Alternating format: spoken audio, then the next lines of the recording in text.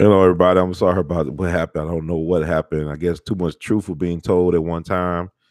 The spirit of the ancestors was rattling me. I want to thank everybody who had donated. I didn't see people names. I was just now looking at my chat room and I refreshed my video feed and it got lost. But I don't know what was going on. I never had these problems before like this. I mean, I'm on the right track. I want to thank everybody for listening and for being patient with me.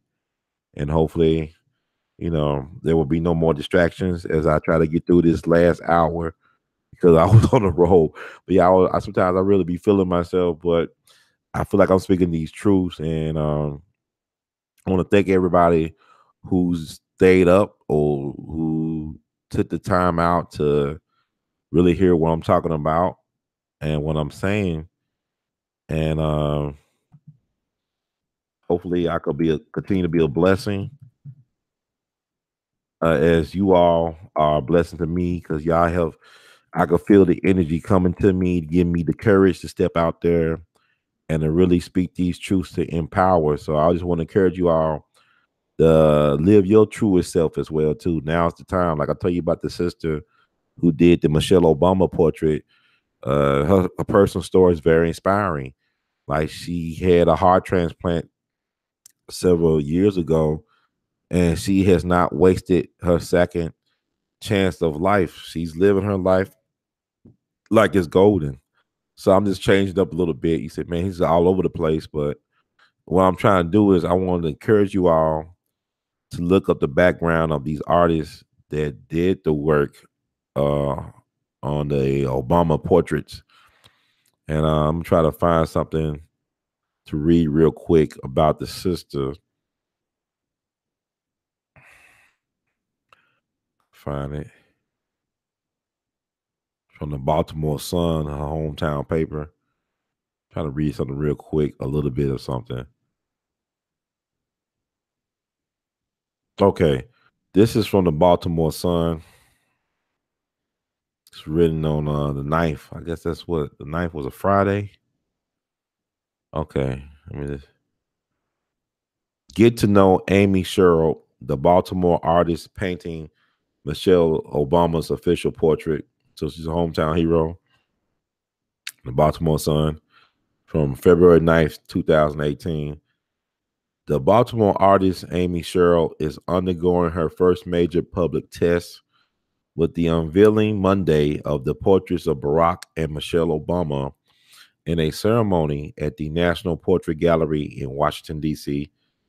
Normally, presidential portraits don't generate tons of buzz, but last year, when it was announced that the New York based artist Kehinde Wiley had had been chosen to portray Barack Obama, and that rising star Cheryl, who was 44, would paint the first lady, the news generated headlines and excited speculation nationwide.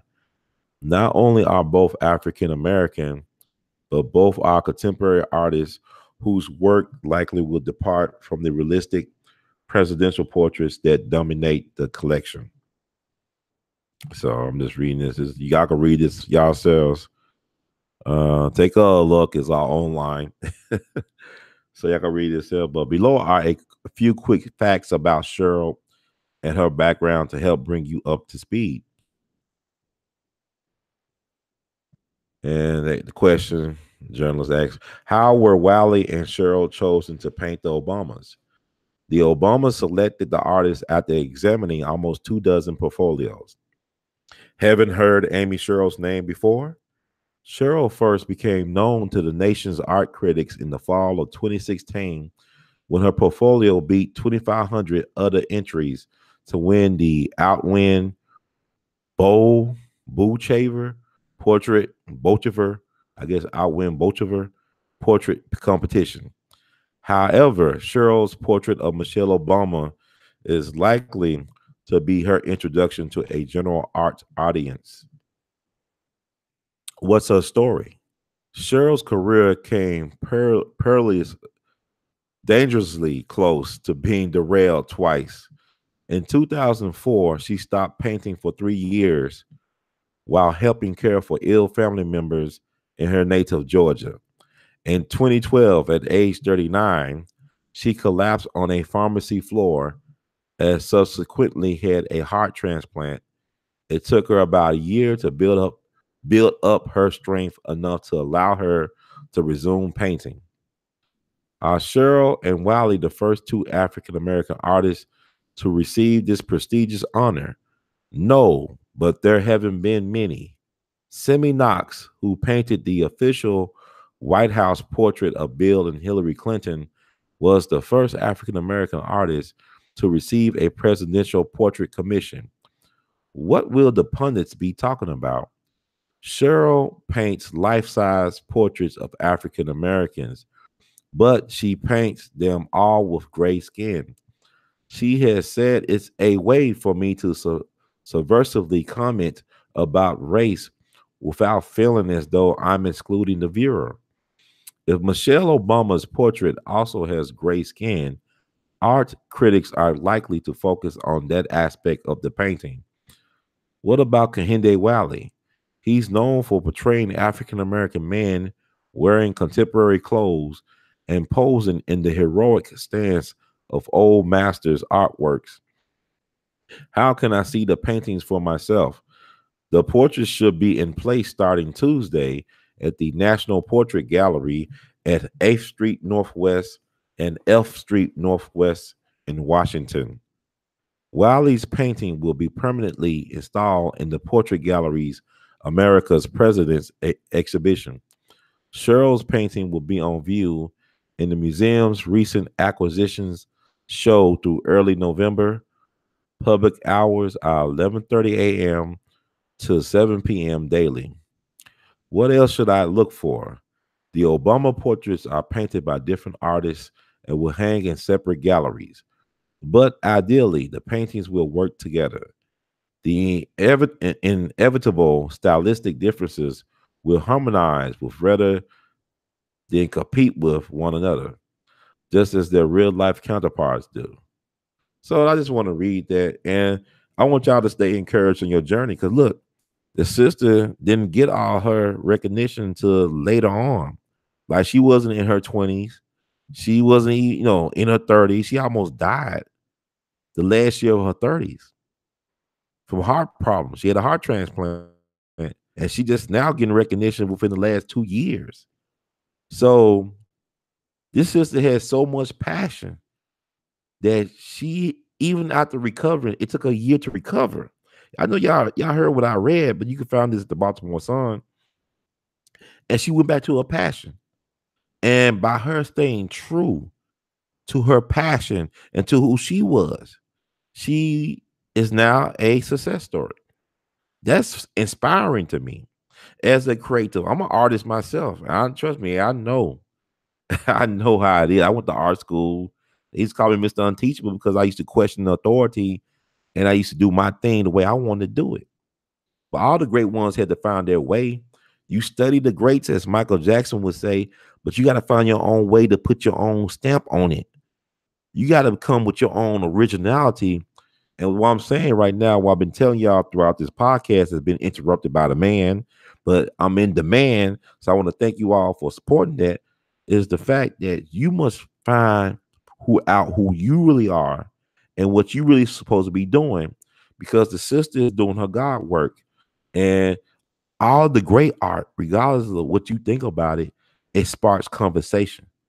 Art is a great way to spark conversations that need to be had. By them talking about these pieces, people say, well, don't look like them, all this stuff. People don't look alike. They don't look the same throughout life. People don't look the same. Yeah, y'all should check out that the book or the movie, The Picture of Dorian Gray. Right, that's basically about this dude. He had a portrait of him as a young man, but the guy stayed young, but his portrait got old. So all the shit he was doing out in the world, all the bad stuff he was doing, his karma was showed through the picture, which grew old as he stayed young. And so, picture is 1,000 words, as they say. But the thing about it is, what we got to understand is, what is our vision for ourselves and for our collective? Do we have a vision? Do you have a vision for your life? I'm not talking about what people tell you need to do to pay bills. I'm talking about, do you have something you want to do before you get out of here? Because there's no guarantee that you'll live long enough to keep on putting it off. I remember this brother told me a story about one of his colleagues. His brother, he worked with the light gas company in Memphis. He was, working on the heating system for my grandfather's home. And he told me this story about a friend of his who worked at Memphis Light, Gas, and Water. That's the name of our, electricity company here in Memphis. And he was telling me about his friend who was a Corvette enthusiast. He was a member of a Corvette club here in Memphis, but he never took a vacation. Like, he worked at the Memphis Light, Gas, and Water for almost 40 years and never took a vacation. But he was always known for carrying at least $1,000 on his person every day. So he always had money on him. He always had at least 1,000 on a daily basis in his pocket. But as soon as he retired, he died within a year or so. So, I mean, he never took a vacation. I mean, he had money. He had all his little beautiful cars, but you can't take that with you. If somebody else going to spend that good ass money, he had all this money saved. Somebody else enjoying that money. Somebody else enjoying his Corvettes. He's not enjoying those things because you don't time. Like, I take it seriously when people listen to me on here. Y'all take the time to listen to me and to share your thoughts and support this organization, support this movement. Time is a valuable commodity. Once you invest it, you can never get it back. So it means a lot that people are listening to what I'm saying and that I'm helping people find out more about what they need to be doing for themselves. Not I'm not telling you to do anything for you. So you should, figure that out on your own. But whatever I'm sharing, I'm doing my God work, whatever I can share that can help you along the way, I am thankful for it because there's some things that I've been going through. 2018 is one of them years where you got to step out on faith and make whatever you want to happen. And don't apologize for being true to you because, you got to learn how to, for me, I learned how to forgive myself on things and how to be patient towards myself and more loving towards myself. And I want you all, because the people that I connect with, that I work with, that I have a relationship with, we are all each other's mirrors. So if you see me doing some fuck up shit, guess what? I might be a reflection of something going on in your life that you might not be conscious of or aware of. But your friends, your family, anybody that's closest to you in your circle, they are your mirrors. They are reflections of you. So whatever you see that's not right with so and so, and you close to so and so, that's speaking about what's going on with you. It's not all on so and so. That's your mirror. So we got to understand, man. We got to learn to take what we want seriously and learn and have a sense of humor about it. We good. Black folks good at throwing parties and laughing to keep from crying, but we got to understand that our purpose is beyond a paycheck. It goes beyond a paycheck. You need to check yourself before you wreck yourself. Did you check yourself before you wreck yourself? But what I'm saying is, like, stay encouraged. But just reading that story about that sister, it's inspiring for me. It's telling me to never give up, that you will be tested. Life is just a bunch of tests anyway. I joke with people, when you get on the phone, you calling customer service, or you waiting at the restaurant to get a seat. It might take an hour, or they might have you on the phone for 20 minutes waiting, listening to elevator music. And people say, "You mind if you wait?" I said, I tell people sometimes we all just waiting to die anyway. And I laugh about it, and people say, "Wow, that's kind of morbid." We're just waiting to die. Life is just waiting to die, but while you wait, do some shit. You know what I'm saying? Explore a little bit. Take some risks. Take some chance. Believe in yourself. Love hard. Live. Do it. Do it. Do what you can do, man. One thing I can say about people like Dick Gregory and Quincy Jones, they enjoyed it. They enjoyed life. They live it, man. I mean, they enjoy life. I mean, you go through some shit. They went through some shit. I ain't saying QuiNcy lying about everything, but I'm saying they've been through some stuff. They had to pay some dues. I'm not talking about industry. I'm talking about universal dues, karmic dues. We all got to go through that. But if you want to achieve something, I think I remember the Ted Turner, the founder of CNN. No, Ted Turner used to be married to Jane Fonda. I remember seeing an interview that he did some years ago. He talked about how his father committed suicide. Well, I believe when Ted Turner was in his 20s, his father committed suicide. If I'm not mistaken, y'all go fact check this or whatever. But he said basically his father left him a letter. He left in his suicide letter. He said, "Son, you should always dream and think big. Never live a life where you are able to achieve all you want to do in one lifetime." So I guess his father was saying, "Son, I dreamt too small. I did everything I want to do. It's time for me to go. I'm gonna kill myself." But he was telling his son, you should just dream big and think big enough. Think so big where you be preoccupied. Your life will be preoccupied in trying to pursue something that you know you cannot manifest in one lifetime. And that's my, encouragement. You should think so big and so grand that you should be encouraged. And I noticed something. My mom, Sister Callie, she's a beautiful woman, a miracle worker. I'm a miracle worker, and people out there who listening, who serving the community, you miracle workers too. And she shared this clip. It's like a 2-minute clip, maybe like 2 minute, 30-second clip of Dr. King. And he basically said the number one thing, the most important thing is to believe in yourself, to believe you have dignity. He didn't say in that 3-minute, almost 3-minute clip, he ain't said nothing about Jesus. He ain't said believe in Jesus. He said the most important thing is to believe in yourself. And this is a minister for doctorate in theology. He didn't say number one thing, believe in Jesus, go to church every Sunday and Wednesday and give tithe. He said the number one thing is to believe in yourself and to know that you got dignity and worth, that you got something to offer. Don't let nobody else make you feel small. And I'm paraphrasing it, but I'm saying that's powerful. And that's why he was a threat, because he didn't want to get people, he wasn't trying to get you to become a Christian if you was an atheist or if you was a Buddhist or if you was you a Hebrew or something like that. He was trying to say, look, we all God's people, man. We all God's children. But we got to get on the right side of this thing. What is your moral values? What is your character like? You know what I'm saying? You got to get on the right side of this thing for you.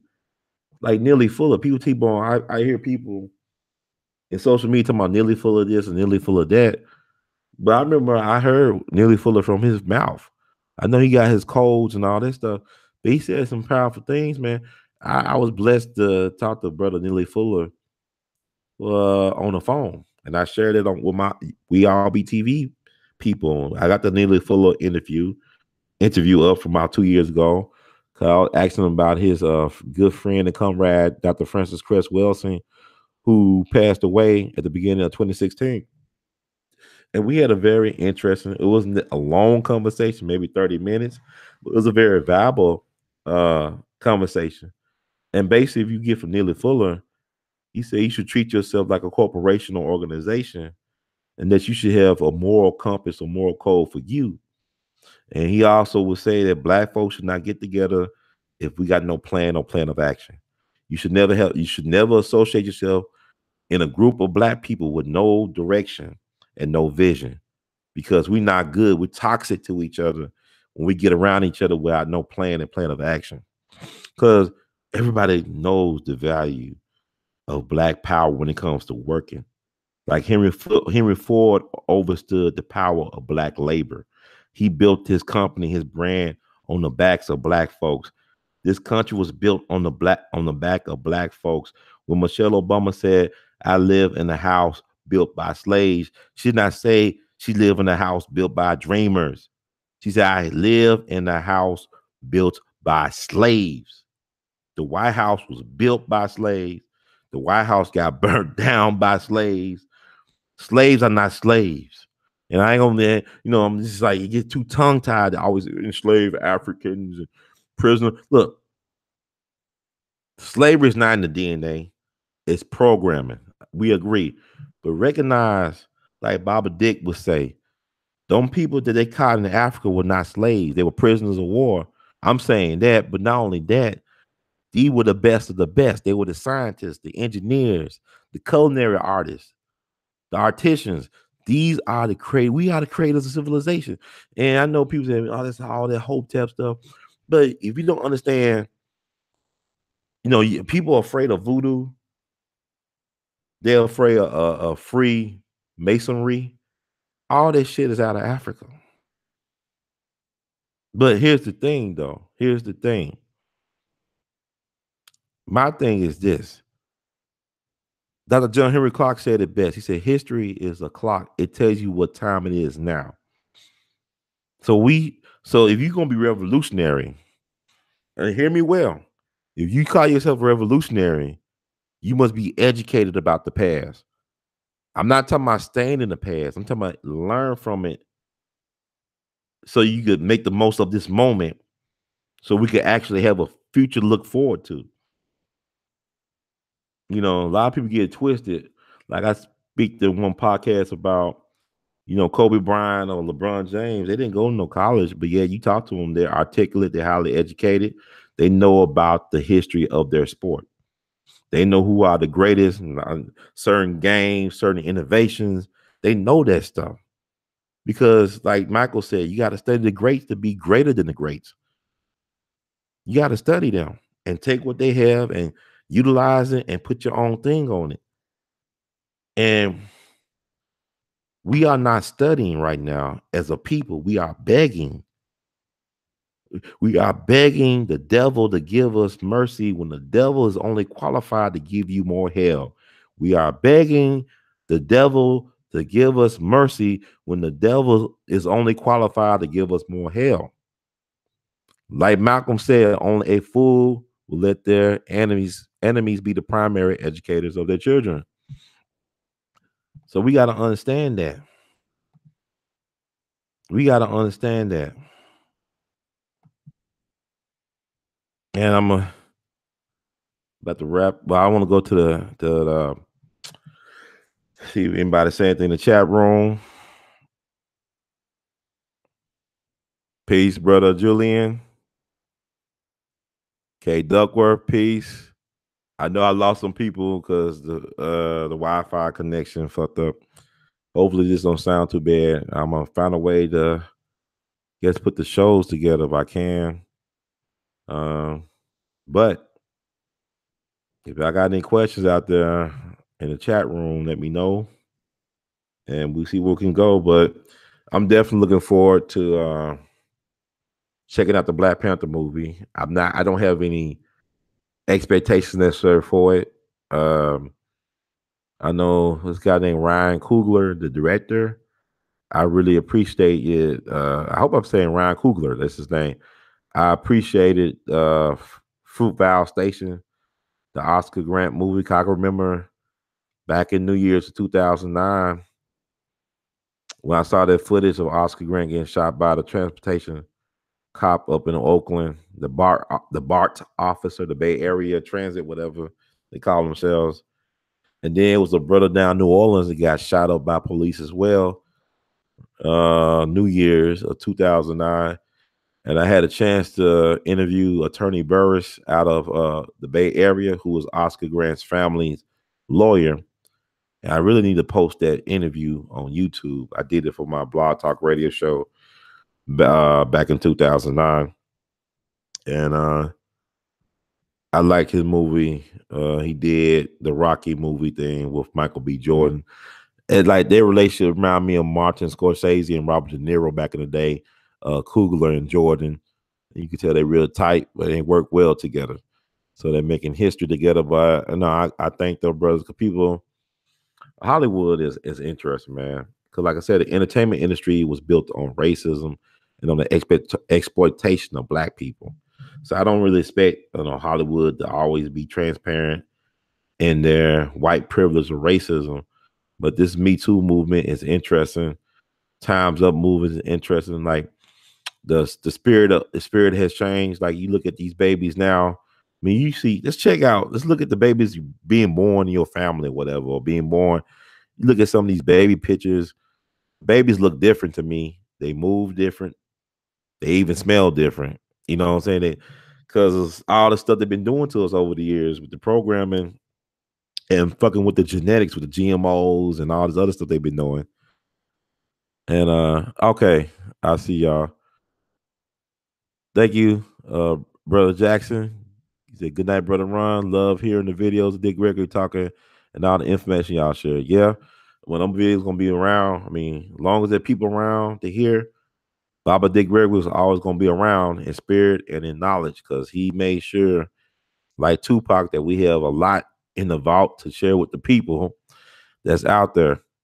And let me see. Thank you, Duckworth. I'm doing a great job. Appreciate you for receiving the information. Bala Nice said, "What's a good recent documentary to check out?" Man, that's a good question, actually. I'm sorry, my mind gonna blank. Oh, y'all should know. I know it's not recent, but the John Coltrane documentary that showed on PBS at one point with Bill Clinton of all people in it and Denzel narrating. That's a good documentary to check out. I'm a Coltrane fan, but Coltrane, now that's a black man to show you how powerful we are. I talked about the sister, Amy Sherrill, how she had to overcome, she had to have a heart transplant at the age 39. Look at somebody like Coltrane. Coltrane was brilliant, but he had his issues, his demons early on too. But it wasn't until he was 30 years old that he had to come to God moment, that he had this epiphany. He was 30 years old and he just stopped using drugs cold turkey, like heroin and stuff like that. And he only had 10 years to live, but he was able to do his God work in 10 years. Coltrane died at the age of 40 back in 1967, but he left us so much beautiful music and he has inspired, so many people, all walks of life. They actually got a church in honor of John Coltrane out in San Francisco. They got a Coltrane church in honor of John Coltrane because some people consider him a god or a saint, and Coltrane, man, was a phenomenal person. I believe. I never met Coltrane, but I know his spirit through the music he left. So that John Coltrane thing would be great. Sister Anne Marie Moulton, it's good to see you. Good morning, sister. I never met the brother Steve Coakley. I mean, the closest I got was Dick Gregory. I know they collaborate on some things, but I thank the ancestor for sacrificing his life for the eternal truth. It's like, man, I'm gonna tell you something. A person I did meet that y'all should get hip to is John Judge as well. John Judge was a white man. He looked like Santa Claus or Paul Bunyan. I mean, I met him 10 years ago in Memphis when we was doing volunteer work for Al Sharpton and the National Action Network. And they was in town for the 40th anniversary of Dr. King's crucifixion. It was not just assassination, it was a crucifixion because it was ordained by the state. It was a state crucifixion of Dr. King. And my mom helped organize the volunteers for Reverend Jesse Jack, not just, but Al Sharpton that year. And I remember I was in the mezzanine level of the Peabody Hotel. That's what the National Action Network was headquartered for the King observation. And this guy that reached out to me, hey, and like this white dude with a ponytail and this white beard, a white goatee, not beard. He started talking about, hey, we having a COPRA, a commission on political assassination conference with James Earl Ray's brother over there at the Denny's across the street. I said, who is this cat? Then kind of found out he was the press secretary for Cynthia McKinney and one of her top researchers. Like he really informed Sister McKinney on COINTELPRO and all this stuff. And he was out in DC. Both his parents worked for the Pentagon. And he passed away, man, over the last 3 years. And I don't know what made him reach out to me. I was just baby probably like 2 years in. Oh, really just 1 year and some change into doing my own media stuff. Like I started We All Be Radio. The first show was January the 7th, 2007. So this was April 2008. So it was a little bit over a year. but something made him talk to me. And you got to Google John Judge. He did so much work in exposing all these assassinations of the Kennedys, of Malcolm X, of Dr. King. He was very pivotal in helping Cynthia McKinney grow into understanding the machinations of the deep state. Now we could call it the deep state, the shadow government, and stuff like that. So when I feel like John Judge and Steve Coakley, people like that, they move in the same spirit of truth, justice, and reconciliation. So I'm a part of that tribe. I believe. I believe I am a part of that tribe because, like I said, John Judge just reached out to me. I don't know how he knew that he could reach out to me, and that we'll end up doing a couple of interviews about some of the stuff he uncovered over the years. I mean, I don't know if he took a vow of poverty or anything, because his goal was to open a hidden history museum in DC. And he passed away maybe, I want to say 2 or 3 years ago. But he had supporters. They actually got a hidden history museum that they have started in Pennsylvania, not too far from DC. And so you can listen to our archives with John Judge. And I missed the guy. I lost so many people over. I lost some people, man. I lost some people, but I was blessed that we was able to cross. But I never had the good fortune of running into brother Steve Coakley, but his work precedes him and is around for posterity. He made his contribution, and now it's time for us to take that torch and take it to the next level. So it's my John Doe. Have you figured out the path to the universal God that Baba Dick always spoke of? Yeah, for me, is a he call it work in progress. But there's more than one way to get to that universal God. You know, trust in yourself, believe in yourself. You have the God inside you. Your body's your temple. People don't understand it's not the brick and mortar building that you go to on Sundays, on Wednesdays, or whatever you go to worship. God resides in your temple. So you got the God force in you, and you have the chance to connect that to the universe in your way. I have information about the loneliest monk. Yeah. Well, y'all, man, y'all, I tell you this. Another documentary y'all should check out is the one that Clint Eastwood produced about the loneliest monk, called Straight No Chaser. It's been out for years. And actually what it is footage from Thelonious Monk from, I guess, the 60s, when because Thelonious Monk is, I love our black people, man. We don't understand who we are. Like I told you about the sister who did Michelle Obama with all the hardships she went through, the one who did the portrait. Thelonious Monk went through so much shit. You understand? Like Thelonious Monk said that even if it takes you 20 years to get an audience, don't change what you're doing. Thelonious Monk understood his purpose. He figured out his God work early in life, but he had to pay a price for it because of the climate he was existing in as a black man, to be this genius, to already know that his shit was the future, but to receive that stuff like 20 years early, and then had to go through all the stuff he went through. Because you know what's funny? People want to discredit Thelonious Monk. They thought he was crazy. They thought his music was whack, like the critics and even some of the musicians. But I want you to know something, that the top level jazz musicians knew he was brilliant. I mean, like the Charlie Parkers and Coleman Hawkins. Coleman Hawkins was a cat who made the saxophone popular in jazz. He started out with the Mamie Smith Jazz Hounds as a prodigy when he was like 14 or 16 years old. He's the father of saxophone. And he heard what Monk was doing and hired Monk when nobody else would hire Monk. And one of the first people to play Round Midnight. Round Midnight is one of the greatest songs ever made. And you listen to Thelonious Monk, y'all don't know y'all be listening to Thelonious Monk through. They be using Monk stuff for commercials and on night shows, like Tonight shows, all them talk shows with white dudes on it. Their bands be playing Thelonious Monk shit. And y'all don't even know it. But it was one point in time where they thought Thelonious Monk shit was whack. But if you listen to Thelonious Monk, His shit was very mathematical. And I had the good fortune, speaking of the Loneliest Monk, one of his proteges is the great Dr. Randy Weston. Randy Weston is a giant in more ways than one. He is a great jazz piano player, composer, and also he's probably the only person I know of who could claim, and it'd be good stuff, that both of his mentors or Jegnas is the Loneliest Monk and Langston Hughes, the great writer. Langston Hughes had it in his will that Randy Weston had to play his funeral.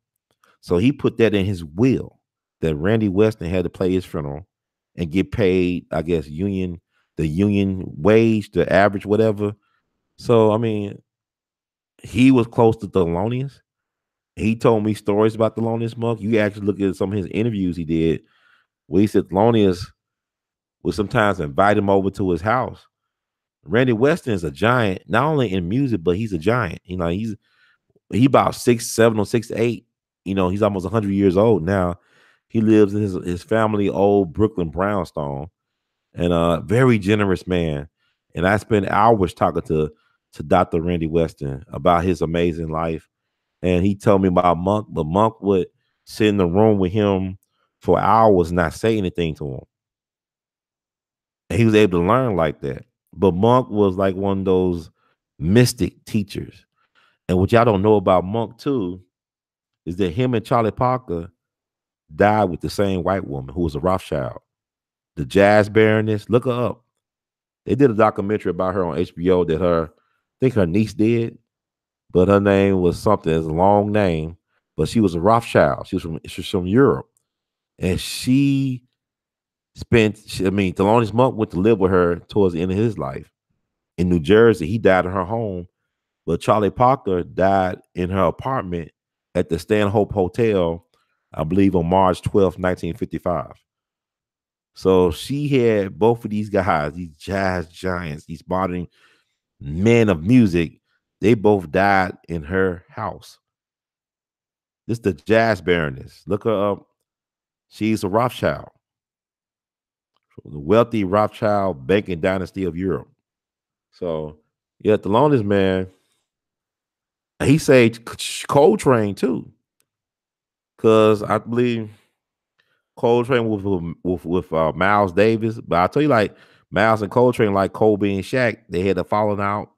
I believe that Miles punched Coltrane, and Thelonious Monk saw this. He said, "You don't have to take this shit from that nigga. Come play with me."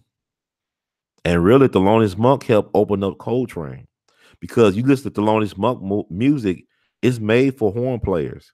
Like I talk about Round Midnight with Miles Davis and John Coltrane. You talked about like Coleman Hawkins, the father of the saxophone, really took to Monk and one of the first people to really play his music.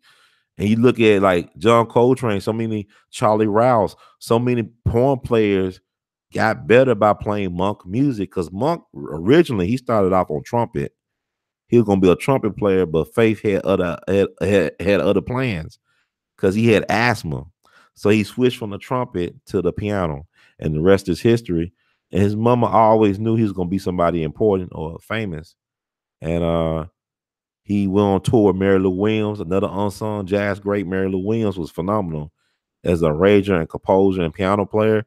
She, to me, she's like the mother of modern jazz, because all them guys used to hang around our apartment in New York, like Dez and Bird and Miles and Thelonious. Y'all used to hang around her to exchange ideas and stuff.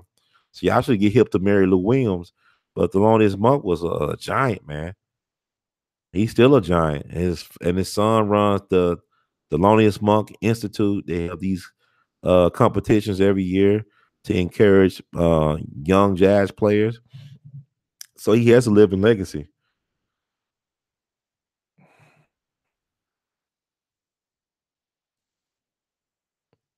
Yeah, it is Sister Anne Marie Moulton. It is a light that shines through you. We all got that light. If we choose to use it, and if we can make peace with our demons and allow it through.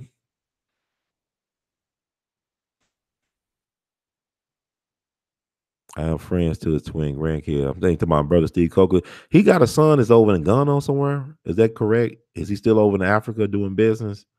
Steve Coakley's son. Thank you for receiving the Vibe High 32. I'm grateful for your time and energy as well because the people keeps me going. I mean, oh, Lead Belly. You come on Huey Lead Belly. That Lead Belly? Lead Belly is an interesting guy. Man, there's so many people we could talk about.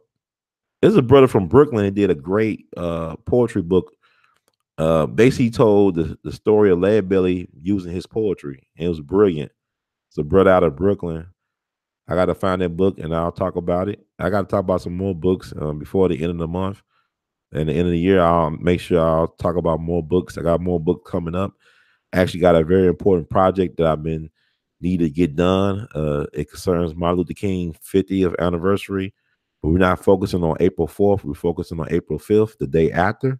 So it's called MLK 50, the day after. And it's going to be live stream. We're going to have people who actually there 50 years ago tell their stories. We're going to have people who wrote books about what happened, be a part of the panel discussion. And we want to invite the whole community out. I'll be posting details shortly as I get everything in order, but I've been moving around so much. As you see, I'm in the hotel. I'm moving around. Mobility is key, is a key of life, to be mobile. Keep it moving, keep it moving. But move in the direction of power, of confidence, of love and justice. So, like I said, support the platform. If you have received anything that's been worthwhile, any information that has helped you, if you feel inspired or encouraged by my example, please feel free to support us. Everything down subscription box, you support, you could donate PayPal or become a Patreon, and we all be or you could buy some We All Be art. I'm an artist too. I'll talk more about my art in the future, but we're doing a lot of great projects over here because We All Be is not just a podcast. It's not just a blog post or YouTube video. We are a movement, and we are moving in the community, and some people that's grooving with us in the community. So we're vibrating at a certain level, and I'm encouraged by you all's input and everything on here as well to keep going. Let's ATL for all times flat said, Brother Ron, do you know we are the indigenous people of this land? Yes, we are, but everything starts in Africa. I believe that we've been here. We was here before Columbus. Yes. Does not mean we don't have any connection to the motherland of Africa. It just means that we was able to be mobile. We everywhere. We was in Europe. You know what I'm saying? We everywhere.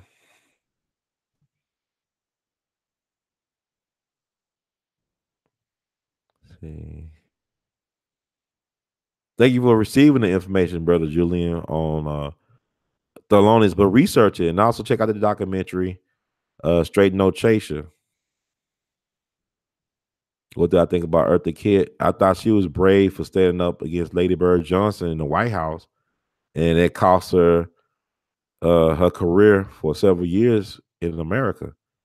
Like, people talk about Kanye West saying what he said about George Bush, but you got Eartha Kitt in the White House during the height of the Vietnam War, confronting Lady Bird Johnson. Then you go back, hell, you go back to around the World War I time.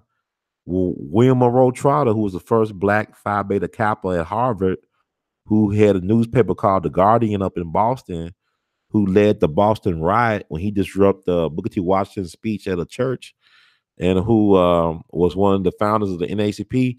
He confronted Woodrow Wilson in the White House and said, black folks thought you was Lincoln, and you just betrayed the black folks. Because a lot of black folks voted for Woodrow Wilson. They thought he was the next coming of Lincoln. And he, instead of liberating the slaves, he resegregated the damn federal government.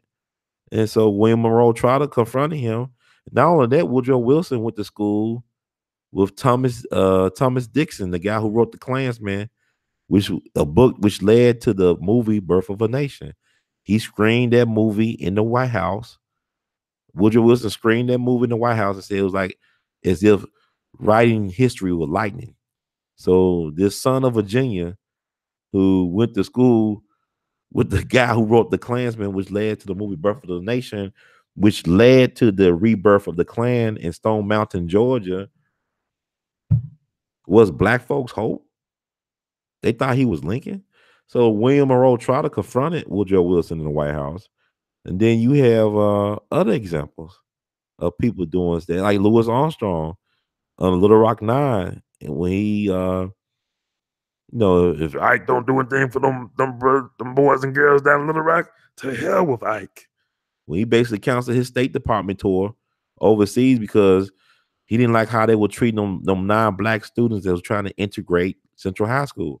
I believe he canceled his state tour, but the FBI made note of his. I mean, because people think of Louis Armstrong as being some type of Uncle Tom, and he was an Uncle Tom if you understood the original meaning of an Uncle Tom, because Uncle Tom was no sellout. They got y'all believing that Uncle Tom was a sellout. Uncle Tom's Cabin, he didn't sell nobody out. He was trying to help people escape and stuff. He didn't snitch on nobody. Uncle Tom, to be an Uncle Tom, was to be a person of honor. Uncle Tom was a hero. But they got us believing that Uncle Tom was a sellout. And that's the games they play. You confusing Uncle Tom with Sambo. You understand? So it is what it is. But there's so many people I can speak about. Paul Robeson. You talking about they did, like Dizzy Gillespie said in his autobiography, they did Paul Robeson worse than they did Malcolm and Martin because they ended Malcolm and Martin early. They tortured Paul Robeson for decades because Paul Robeson lived to be almost 80 years old. And we need to really resurrect the memory of that ancestor among our young people. You know what I'm saying? Because Paul Robeson was something else.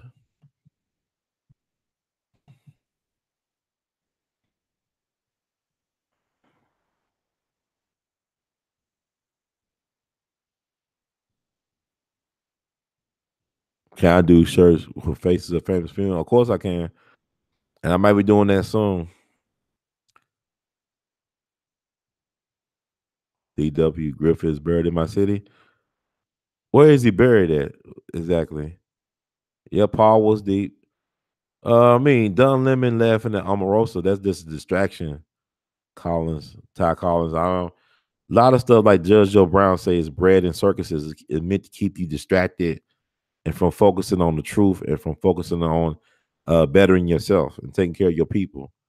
Paul Robeson. Paul Robeson.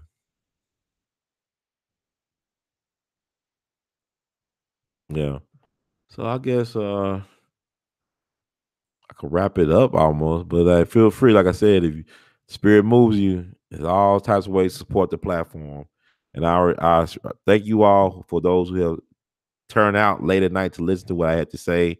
And also for the people who donated, I'm sorry I didn't get a chance to shout you out, or give a word of praise, or thanks on the live stream because I had lost my connection earlier.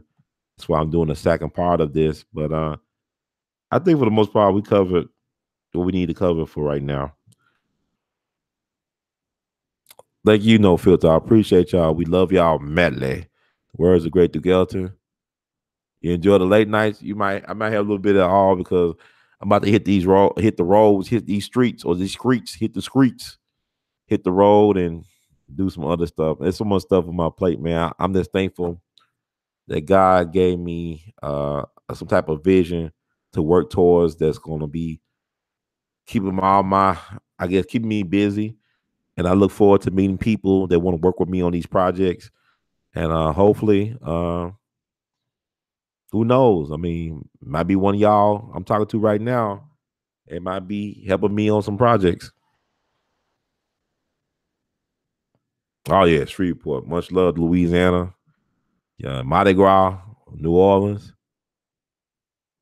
Yeah, thank y'all. 100. Yes, peace. God bless y'all. Thank you, Collins, Ty. Appreciate y'all for receiving the information. Thank y'all once again.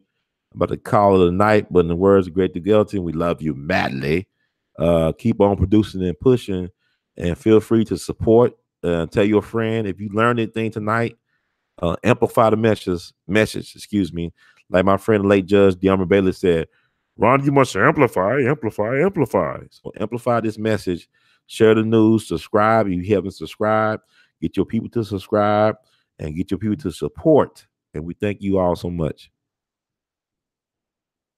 Oh yeah, I think Dick would have had a lot of interesting things to say about QuINcy that would have went viral because he know where all the bodies are buried at too. He knew, and he was real. Like I said, he was the eulogist for Marvin Gaye. He was real close to Marvin Gaye. Dick was.